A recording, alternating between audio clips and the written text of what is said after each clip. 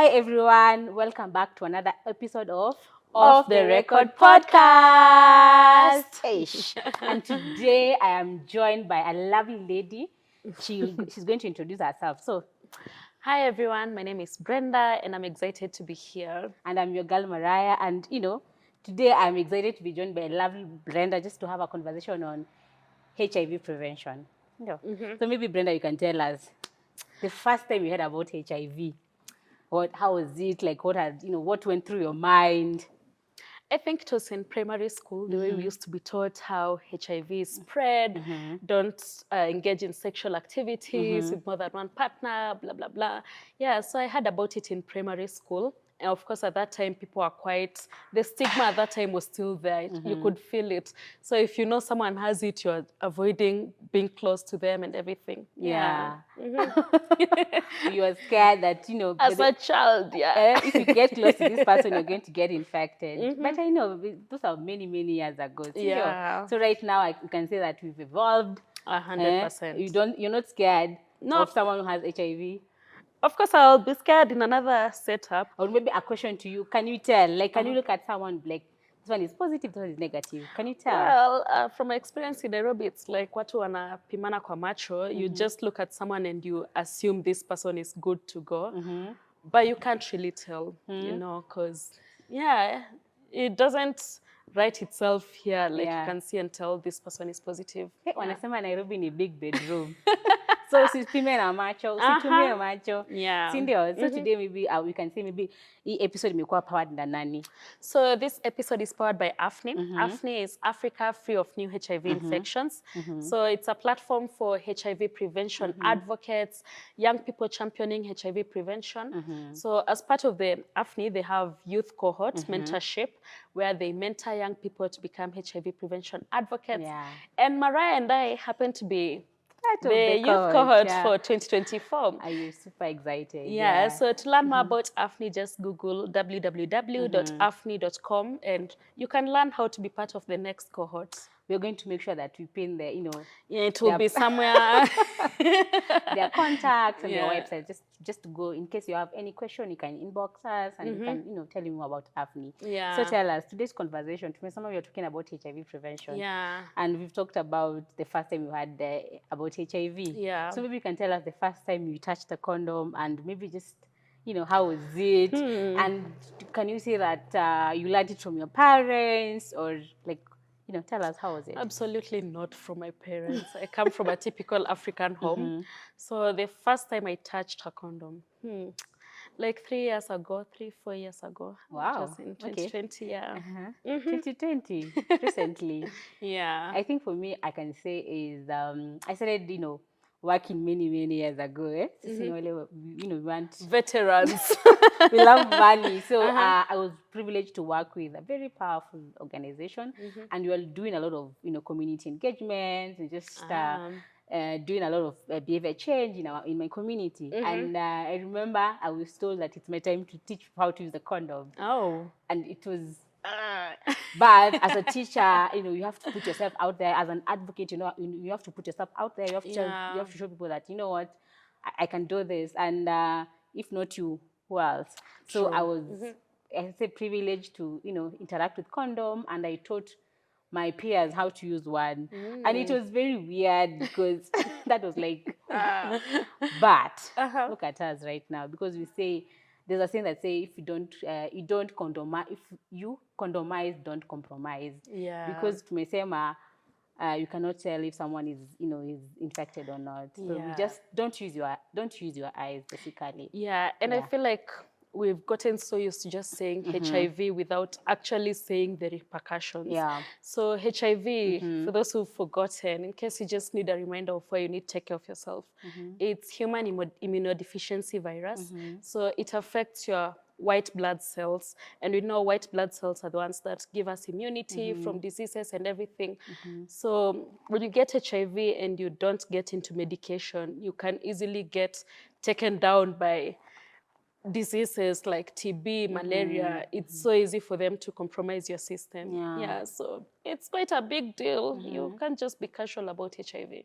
So maybe you can tell us what are the available options just to make sure that we have 0 new infection of HIV among the young men HYW in our community. Yeah, so of course the first one, the main one, condom.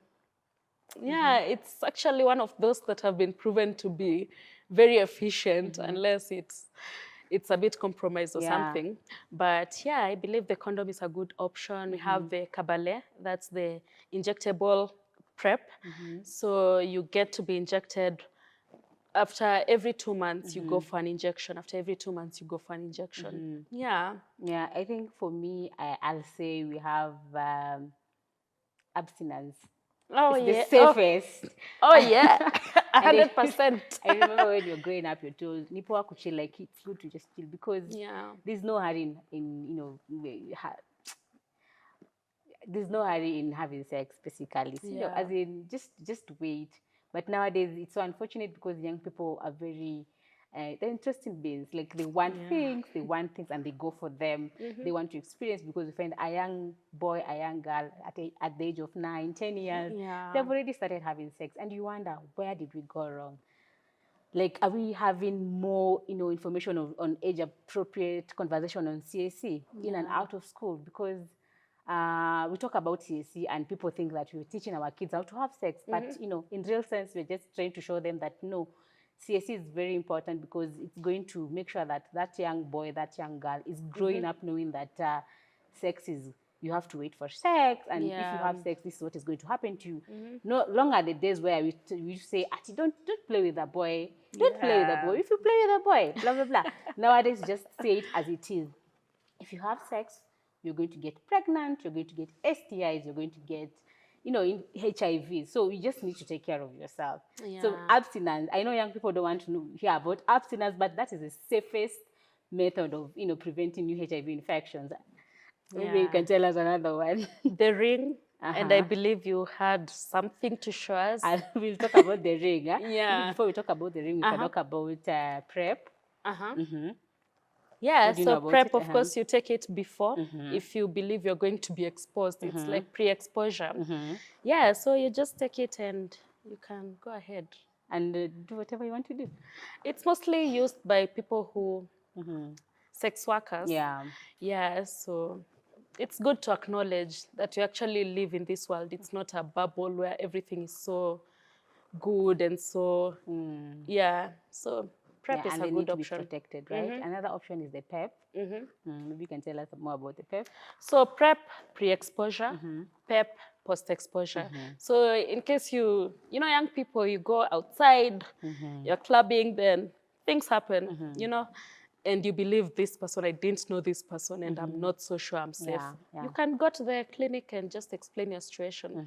Though, of course, some of these things, you don't have to be every weekend you're taking PEP. It's like the way women used to take, or rather young women used to take post-NIA too. And it's advisable not to, at least twice a year, but some people used to take it every weekend. And it messes with the hormones, but that's a story for another day when you're talking about contraceptives. So maybe you've mentioned about the DVR, the Dapivirine vaginal ring. So I can talk about this ring, and before I talk about it, I remember the first, when you're talking about condoms, I got privileged to interact with female condom. And female condom has 2 rings. Sometimes I sit down and I'm thinking, who designed this condom? Like, it's unfortunate because nowadays when you say bottom-up approach in Kenya, it's associated with the politics and our president, not fulfilling his promises. But in NGO space, bottom-up approach is very important because it means that before you come up with, before you implement something like in a community, you need to come back to us, talk to these women, talk to these boys, because at the end of the day, whatever you're bringing, it's going to affect them directly. So you need to go back to them and just interact with them, because I don't want to be in a situation where I'm busy fundraising for, a big water tank, and in real sense, this community, they need boreholes, or rather they need latrines. So going back to the community and just making sure that we get them and understand what they want, and then we give them what they want. So I think for me, I feel like female condom was not It was not, like they didn't do a lot of BCC, behavior change. They didn't do a lot of sensitization and just to disseminate the correct information so that at the end of it, when they're releasing the final product, women are happy. Because from my own experience, the research that I've done, I don't think even female condom is very popular. It's not popular. It's not popular, unlike the female condom. So easy to. So with that said, when we first introduced DVR, let me show you how it looks. When we first introduced DVR, I went to the community. Of course, it was powered by AfNHi, and we went to the community. We did a lot of, community engagement, asking them, like, how do you want it? Like, we allowed the community to have a feel of this thing. And it was so, important to involve the men, because you are saying we are not empowering only the girl child, we're also bringing the boys in the picture and the conversation. So we allowed the boys actually to have a feel of it. And people were asking very funny questions. Like which ones? Like when you're having sex, will I feel it? Like when you're having, like will I feel it when you're having sex? Will it come out? And then it was very interesting because that made me feel like the community is actually part of it. There's a sense of belonging. There's a sense of they want to know, how this DVR is going to work, how it's going to affect our women. Because at the end of the day, we're in this together. So this is a DVR. It's a ring, and it's going to protect our women. Unfortunately, it's not for the boy child. It's just for our women. Now we put it inside your vagina, and it's going to protect you for 28 days. After that, you remove it and go get a new one. Okay. Yes. So maybe you can tell us more about it. Do you have anything to add in terms of Not DVR? really, not at Have you ever interacted with this thing? Personally, no. Yeah, you can touch abstinence. I think team abstinence, eh? It's actually a good thing, because we say that technology evolves, and it will reach a point where we're going to have, maybe an injection where it's going to protect our women from STI, from pregnancy, and from HIV, and all under one roof. You can imagine how interesting that is going to be. It's good that you've mentioned that, because we were to talk about something interesting. So do you know how when you go to a party, you can get several dishes served? You can have chicken meat, you have beef, you have nini. So that's what we're championing. We have something called Choice Manifesto. Yes.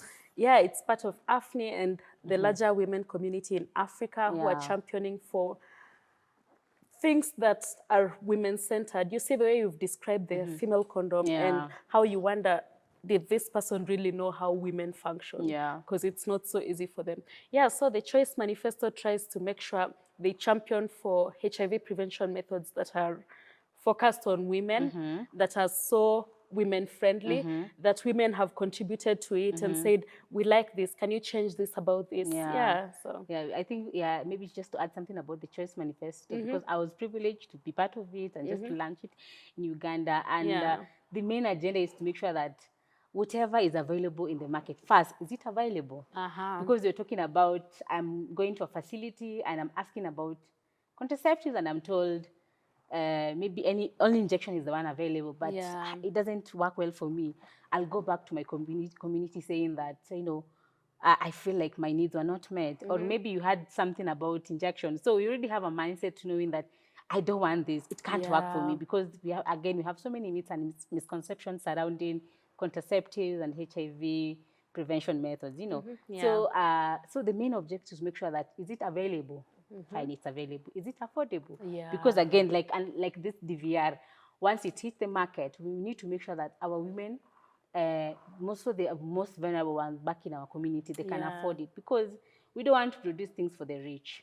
So this is actually calling our government, calling all the stakeholders involved to make sure that this DVR is available to all our women and girls, and just to make sure that, when that need arises, I'm in a position where I can afford it, and I don't have to choose between this and UNGA, basically. So is it available? Is it affordable? Is it sustainable? So basically, those are the things that, surrounds Choice Manifesto.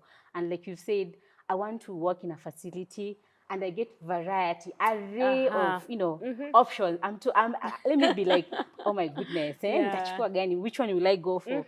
But I don't want to be in a space where I'm limited. I don't know what to go for because there's nothing to choose from. So basically, affordable, available, sustainable.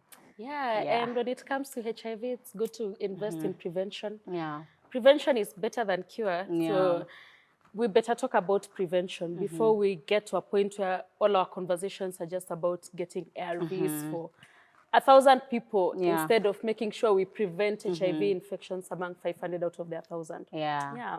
I keep saying saving one life at a time. Yeah. So I'd rather save one life and say at least I've saved someone rather than letting everybody to die. Yeah. And due to ignorance and just lack of information. So that is very, very key. So maybe you can tell us, are you working right now, around HIV prevention methods?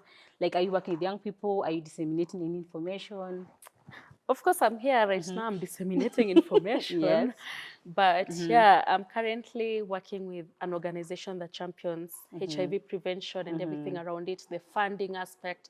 So I'm an economist by profession. So my mind goes to money because we need money for things. We need money for the kits to be available, for the prevention measures, for the ARVs, for everything. Yeah, so I'm championing health financing in the HIV prevention space. Governments, donors, if you can fund it, support HIV prevention. That's very true because you keep saying Kenya, our country has the best policies. Yeah. Like people will sit in beautiful boardrooms and come up with very powerful policies. But when it comes to implementing back in our communities, back in our countries, that's where we draw the line. Yeah. So it's so unfortunate. So we want to be in a space where we're not saying tutatenda tumetenga tuna. We want to go past that. Tushafanya. Let's go past that. Let's just go back to the community and disseminate correct information, more so on when working with young people. We make sure that we are disseminating age-appropriate information. We don't want to be in a space where people say we're teaching our kids how to have sex. No. Yeah. Because again, young people, I said they're very interesting. So if you allow them to go and fish for themselves, they'll go to the internet and type, what is sex? And you know what they'll find. So instead of having, all that wahala, let's just have this conversation with our young people. Just have age-appropriate conversation with our young people, making sure that they have the right information, the correct information. Again, something about life skills, because life skills is very broad. Yeah. There's aspect about mental health, aspect about self-care, and, all that. Yeah, and of course, if you're watching and you're already in that space where you've been infected or you are born with HIV, all hope is not lost. So we're not here to bash. We're here to just champion HIV prevention. And for those who are already infected, to champion for them to take their medication seriously. Yeah. And nowadays, the world has evolved. We have these contact couples. Exactly. And we have even, they can go ahead and give birth to a negative child. And, it's okay. So we say you is equals to you, undetectable is equals to untransmissible. So that to make sure the viral load is very low. And together we fight this thing that is called HIV. Kandamiza ukimwi. That is really interesting. Maybe you can tell us something. You have anything else to tell about AfNHi and, Nothing really. Of course, we've put our website somewhere here so you can check us out and champion. So prevention. Yeah. It's better to invest in prevention than to allow us to get to the point of focusing on treatment. Thank you so much, Brenda, Thank you for having me. Just coming here and just to give us your insight about new HIV prevention method and what, how to disseminate correct age-appropriate information back in our community. Thank you so much. So guys, that was our time. And in case of any information or any questions that you need to ask us, you can always inbox us at, on our social media pages. Until next time, bye-bye.